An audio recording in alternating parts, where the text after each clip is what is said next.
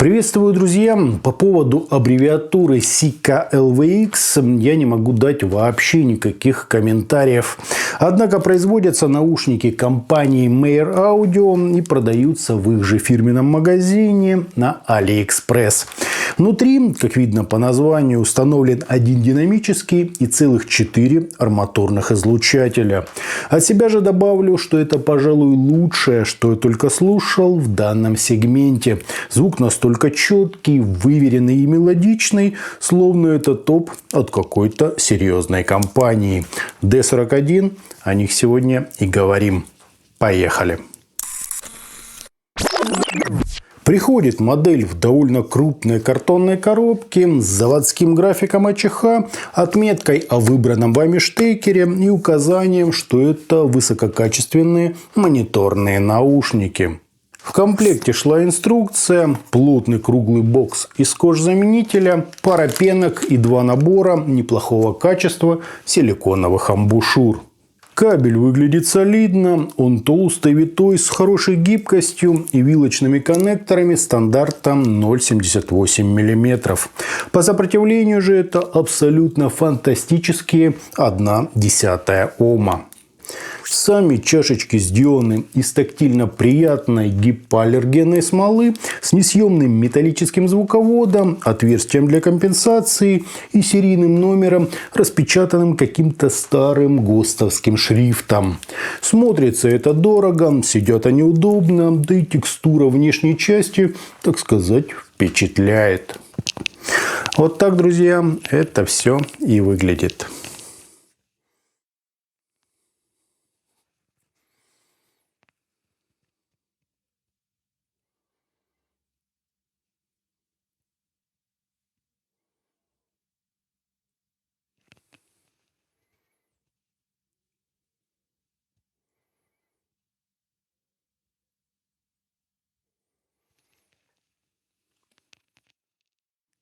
На измерениях у нас немного вальяжный по скорости затухания импульс, незначительные расхождения между каналами и искажения в пике, достигающие всего 0,28%, что совершенно восхитительно.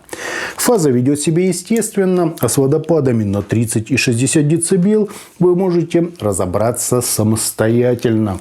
По АЧХ же низкие частоты приподняты на 11 дБ с пологим таким заходом на середину. Чуть менее выраженная область разборчивости, пики для имитации ушной раковины и усиления четкости звучания. Ну и высокие частоты, доведенные до самых границ человеческого слуха. Как видите, это не Harman и не кривая диффузного поля, а нечто куда лучшее. Такая настройка свойственна в основном моделям за $300 и выше. Для примера можете сравнить их с известными Yanyin Moonlight или T-Audio Hype 4. Согласитесь, все на высшем уровне. Для начала отмечу, что за время отпуска у меня скопилось приличное число различных внутриканальных наушников. И когда пора было все это разгребать, прямо по сердцу пришлось только 2 модели. Причем из одного ценового сегмента. Естественно, это CK-LVX D41 и не менее любопытные Kinera Adonis New. Остальное в основном ярчит, кричит или добавляет агрессии, а иногда вообще дает проваленную середину. У нас же все предельно естественно, гармонично и цельно. На слух модель мне показалась ровной, но не сухарь, а выразительной, с мелодикой и драйвом. Бас здесь глубокий, с неплохой текстурой и динамикой. Серединка просто сверхэмоциональная, в меру подробная и до магнетичности притягательная. Ну а верха не особо подсвечены, без грязи, рези и сибилянтов.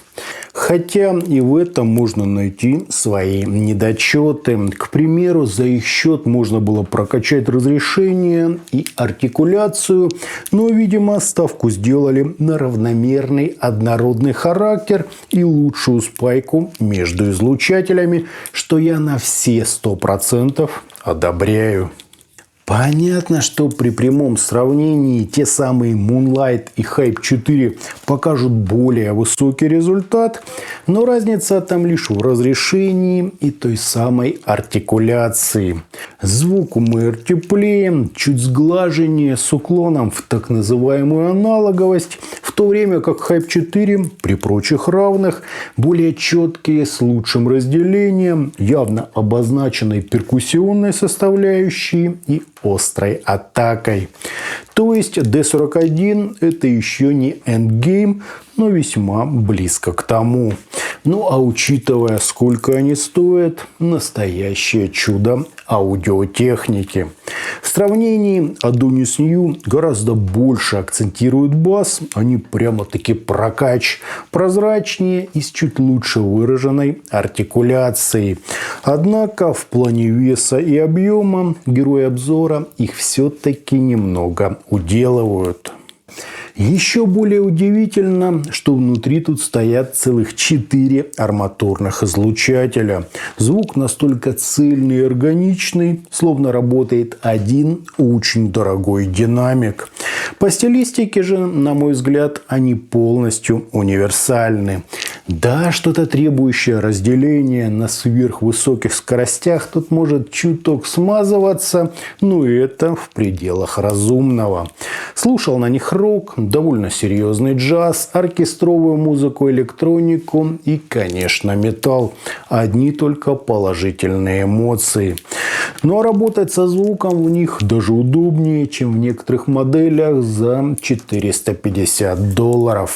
За примером далеко ходить не нужно. Из всей кучи имеющихся у меня наушников я по факту пользовался лишь D41. Adonis New отложил только из-за их акцента на басу. Реально модель получилась сверхмузыкальной, в аудиальном смысле очень масштабной и при этом драйвовой, цельной и максимально притягательной. С ней я просто проваливался в текстуры, ощущая лишь вибрацию, глубину и мелодику. По источникам рекомендую выбирать к ним что-то посерьезнее. Я в основном их слушал на связке SMSL DO300 и HO200. Ну и на своем новом любимчике, мобильном ЦАПе SMSL D10. Отдельно отмечу аппараты от Shanling и Leadshui, которые тоже то, что доктор прописал. В целом, великолепные наушники за свои деньги – это, друзья, просто сказка. Как альтернативу еще можно назвать T-Audio Hype 2, Pula PA02 или те же Yanyin Canon. Но это лишь вариации со своими, как говорится, плюсами и минусами. Итогом наушники D41 от компании Mayer Audio прекрасно смотрятся, удобно сидят, кабели насадки в комплекте нормальные, сверхнизкие искажения и богатый внутренний мир из динамика и целых 4 арматурных драйверов. Причем так круто сцепленных, как бывает разве что у топов. Да и настройка у них предельно высокого уровня, который только существует во внутриканальных наушниках. Звучит же модель насыщенно, цельно, предельно гармонично, с естественно очерченными образами, достойным разрешением, разделением у инструментов, динамикой и, конечно, выразительностью. В плане же погружения и так называемого эмоционального отклика они, думаю, способны порвать немало топовых решений от так называемых солидных брендов. Очень рекомендую их всем ценителям хорошего, качественного звука. Да я и сам ими пользовался, закинув на полку решения в 2-3 раза дороже. Просто гениальные, повторюсь, в свою цену наушники. А на этом, друзья, у меня все. Это была модель Sika LVX D41. Не забывайте, что у нас есть группы ВКонтакте и Телеграме. Обязательно на них подписывайтесь. Всем, друзья, добра.